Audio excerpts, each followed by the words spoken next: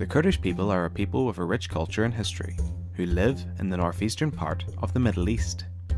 They are famed for the harsh persecution they have suffered within the last century, and the current fighting in the Middle East. In this video, we're going to take a look at their flag and a little bit of their history.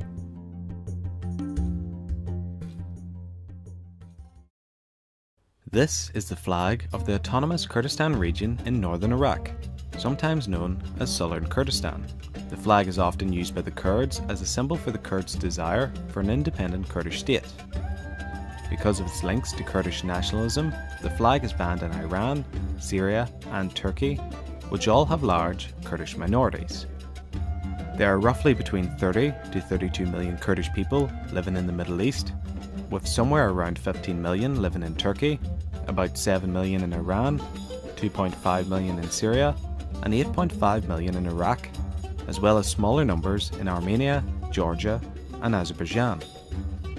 Because of this, it's surprising that the Kurds do not have their own state, and this leads us to ask the question, why?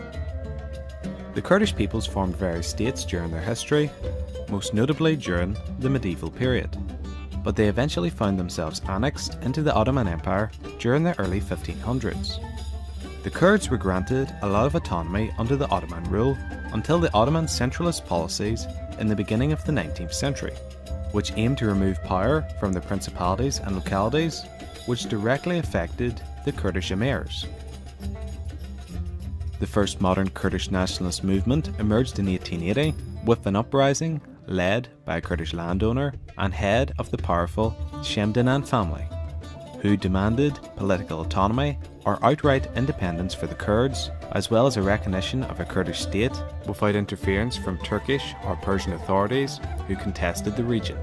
This uprising was ultimately crushed, but laid foundations for others in the future. Fast forward 40 years, Kurdish nationalism further emerged after World War I, with the end of the Ottoman Empire, which had historically successfully integrated but not assimilated the Kurds, primarily through repression of Kurdish attempts to gain independence. After World War I, the victorious Western Allies made provision for a Kurdish state in the 1920 treaty. Such hopes were dashed 3 years later, however, when the Treaty of Lausanne, which set the boundaries of modern Turkey, made no provision for a Kurdish state and left the Kurds with a minority status in their respective countries. In response to uprisings in the 1920s and 1930s, many Kurds were resettled, Kurdish names and costumes were banned, the use of the Kurdish language was restricted, and even the existence of a Kurdish ethnic identity was denied, with people designated the Mountain Turks. Over the next 80 years, any move by Kurds to set up an independent state was brutally squashed by the nations whose boundaries they are stuck within. And this, of course, led to the radicalization of a number of Kurdish factions. The current Kurdish flag is based on the flag of the Republic of Ararat, or Kurdish Republic of Ararat, which was a self-proclaimed Kurdish state located in eastern Turkey, which lasted about 2 years between late 1927 and 1930. The flag was adopted in the Kurdistan region of Iraq in 1999 after becoming a common symbol used in the media before that. The main characteristic of the flag is the blazing golden sun emblem at its centre. The emblem's sun disk has 21 rays, equal in size and shape, with a single odd ray at the top and the 2 even rays at the bottom. The number 21 is a venerated number, the 21st of March is the Kurdish New Year, and stands for rebirth and renaissance in the ancient native Kurdish religion.